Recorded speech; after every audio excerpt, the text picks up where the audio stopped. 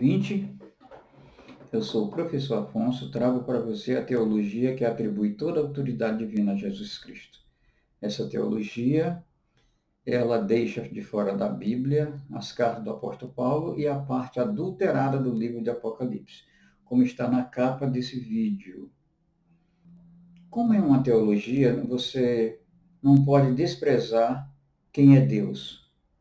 Deus não é três pessoas, Deus não é um pai de carne e osso, um filho de carne e osso e um Espírito Santo voando aí fora dos outros dois. Nada disso, nada disso. O Espírito Santo é a essência de Deus, ou seja, um Espírito único, porque, na verdade, o mundo espiritual, o universo espiritual é composto por Deus, que é o Espírito Santo. Jesus diz que Deus é Espírito. Então, o universo espiritual é formado por Deus e por todos os anjos. Os anjos podem ser de duas naturezas. Os de luz, que foram criados juntamente com a luz, e os anjos resultantes dos espíritos humanos. Essa é a base do cristianismo, né? Na encarnação, o Espírito de Jesus Cristo foi uma porção do Espírito Santo, a essência de Deus, atribuída a um ser humano, com poder suficiente para nos trazer a graça, a verdade e confirmar a lei, conforme João 17. Quando ele foi morto, ele entregou seu Espírito ao Pai, para voltar a ser um com ele, indistinguível, onipotente, onisciente, onipresente.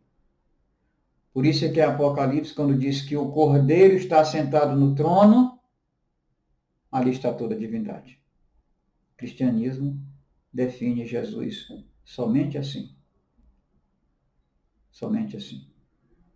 Quando Jesus foi morto, ele, obviamente, 3 dias depois ressuscitou. Mas essa ressurreição não é como diz, não é a ressurreição do corpo. O corpo de Jesus foi transformado em uma teofania na presença de Maria Madalena e 2 amigas.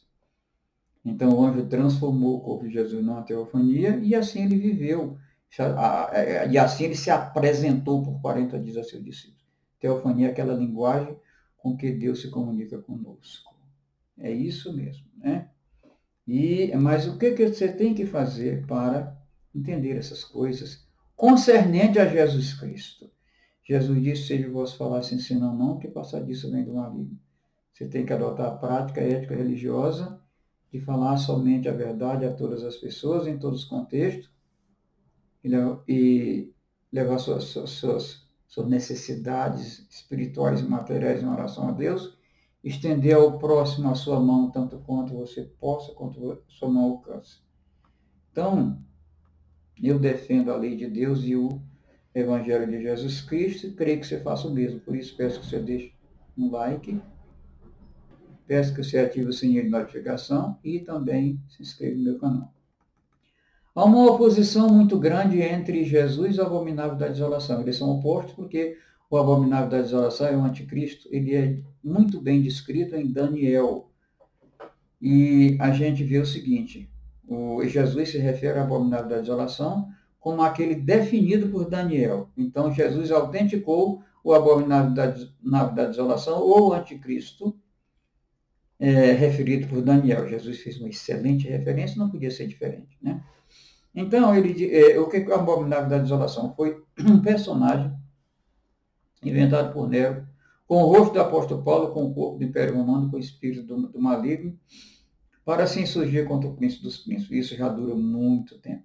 Então, esse personagem se assentou no lugar santo e, a partir do instante que as cartas de Paulo foram adulteradas, Romanos, 1 e 2 Coríntios aos Gálatas foram adulteradas, a partir de então, o abominável sentou no lugar santo. Ele demorou um pouquinho a tomar posse, ele demorou aproximadamente uma oitava de Daniel, que seria 350 anos. Tempos, metade de um tempo. E então o abominável da desolação, ele se insurge contra o príncipe dos príncipes. Daniel afirma em 8:25 que ele destruirá muitos que neles confiam e se insurgirá contra o príncipe dos príncipes. Apesar disso, ele será destruído, mas não pelo poder dos homens, ou seja, vai ser necessária revelação divina, e eu creio que eu tenho essas revelações. Tenho certeza que Deus me deu essas revelações. Quando diz, olha, mas você só põe a Paulo no meu apoio, não. Mas de jeito nenhum. As doutrinas do apóstolo Paulo ensinam que a lei de Deus é fonte e força do pecado, que a lei de Deus é um tutor depravado, que a lei de Deus é o fundamento que conduz à morte, que a justificação é da carne em vida, mediante a fé somente, não do Espírito após a morte, mediante fé e obras. Tiago, Jesus e a Bíblia inteira afirmam isso. Que uma vez livre da lei e justificados, nos tornamos completamente justos, santos e retos. E que a graça sem alcançada é responsável pela salvação. Quero dizer que acabou. Caiu a abominável da desolação. Acabou para ele.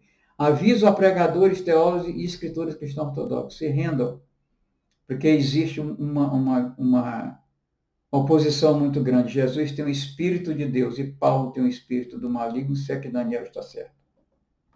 O versículo de apoio hoje é Romanos 11, de 5 a 10. Versículo 5. Assim, hoje também há um remanescente. Vou fazer o comentário. Isto é o abominável da desolação legislando sobre a salvação. Então, esse remanescente é escolhido pela graça.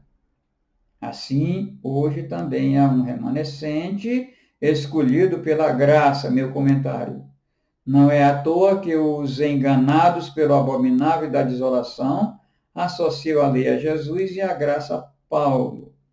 Eles estão certos de que Paulo se assentou no lugar de Jesus com um sacrilégio terrível praticado pelo abominável da desolação que eu já defini. Versículo 6. E se é pela graça, já não é mais pelas obras. Se fosse a graça, não seria graça. Comentário meu. Neste versículo, abominável da desolação deixou suas impressões digitais para colocar a graça contra as obras requeridas pela lei que manda amar a Deus e amar ao próximo. Por isso o cristianismo paulino é tão cruel, é o cristianismo que mata de fome para não perder a salvação. Versículo 7. Quer dizer então, Israel não conseguiu aquilo que tanto buscava, mas os eleitos obtiveram. Vamos ver, fazer o comentário, quem são os eleitos? O abominável da desolação não considera que os eleitos são eleitos no último dia, porque Deus viu suas obras e lhes vestiu de linho fino, puro e brilhante, como diz o Apocalipse. Continuando o versículo de Paulo. Os demais foram endurecidos, como está escrito. Deus lhe deu um espírito de atordoamento, olhos para não ver e ouvidos para não ouvir, até o dia de hoje. Meu comentário. Essa é uma referência à pregação de Isaías sobre Judá, no tempo de Isaías, claro. Os habitantes da cidade andavam meio desgarrados e o profeta os advertia. O abominável da desolação aplica a salvação da nação de Israel, o que é crido por pregadores, teólogos e escritores cristãos ortodoxos, que nem examinam o contexto em que está sendo ensinado pelo Deus deles. Versículo 9. E Davi diz que a mesa deles se transforme em laço e armadilha, pedra de tropeço e retribuição para eles. 10. Escureça os seus olhos para que não consigam ver e suas costas fiquem curvadas para sempre. No Salmo 69, 5, que foi retirada, de onde foi retirado essa referência, o Salmo diz: Tu bem sabes que fui insensato, ó Deus, o meu pecado não te é encoberto. O pessoal diz, quer dizer, os pregadores, teólogos, escritores cristãos ortodoxos acompanham Paulo para dizer que isso aqui, que esse salmo tem referência ao Messias. Não tem. Isso aqui é referência a um pecador chamado Davi, que se refere ao pecado dele no mesmo salmo, versículo 5. Este salmo não se refere a Jesus porque Davi afirma que seu pecado não é encoberto a Deus. O capítulo 11 da Carta aos Romanos é o cúmulo do antissemitismo paulino, responsável pelo Holocausto. Pregadores, teólogos e escritores cristãos, vocês foram cercados. Vocês não têm saída. Vocês agora sabem muito bem o que estão fazendo quando pregam que o Evangelho de Jesus Cristo são as cartas de Paulo e que o Evangelho de Jesus Cristo não é o Evangelho de Jesus Cristo. Bom, gente, isso aqui é a minha mensagem. Eu espero que vocês orem a Deus, que vocês falem a verdade, que vocês tirem proveito de se colocar diante de Deus. Esqueçam Paulo. Com esse meu canal, com esse meu ensino, eu sou curado de câncer, insuficiência cardíaca, osteoporose e cegueira por âmbito do Senhor. Por isso eu tenho esse compromisso, como eu digo para todo mundo, eu tenho esse rabo preso com Deus. Eu quero muito andar na presença de Deus. Mas eu convido você a me ajudar nessa obra, que eu quero reconstruir um cristianismo mais verdadeiro, ético e socialmente responsável, não sozinho, claro. Para isso eu deixo o meu e-mail na descrição do vídeo. Muito obrigado por você ter chegado nesse vídeo até aqui. Que Deus o abençoe.